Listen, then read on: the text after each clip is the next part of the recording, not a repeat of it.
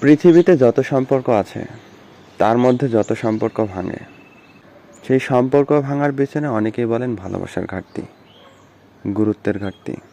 সত্যি বলতে ভালোবাসার ঘাটতি সবচেয়ে বেশি লোকে বলে থাকেন। কিন্তু ভালোবাসার প্রতি দোষারোপ সমালোচনা করতে গিয়ে আমরা বহু মানুষ এটাই বুঝতে ভুলে যাই, সমস্যাটা যতটা না ভালোবাসায়, তার থেকে বহুগুণ বোঝাপড়ায়।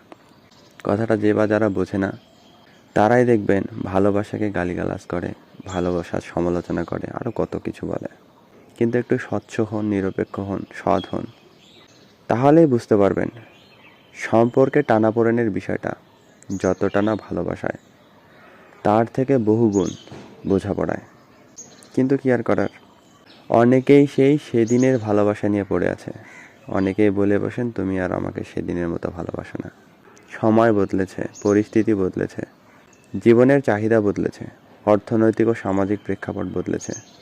তবে মন মানসিকতা বদলানো কি খুব অস্বাভাবিক কিছু? না, অস্বাভাবিক কিছু না।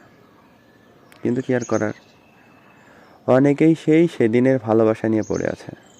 আর এর থেকেই শুরু হয়, কিংবা আরও অনেক বিষয় থেকে শুরু হয় টানাপোড়েন, বোঝাপড়ার অভাব। আর সেটা চরমে যখন পৌঁছায় তখনই সম্পর্ক ভাঙে।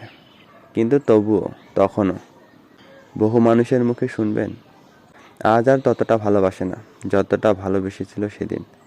কিন্তু সমস্যাটা যে হয়ে গেছে বোঝাপড়ায়, সেটা নিয়ে খুব কমই কথা হয়, কমই আলোচনা সমালোচনা হয়।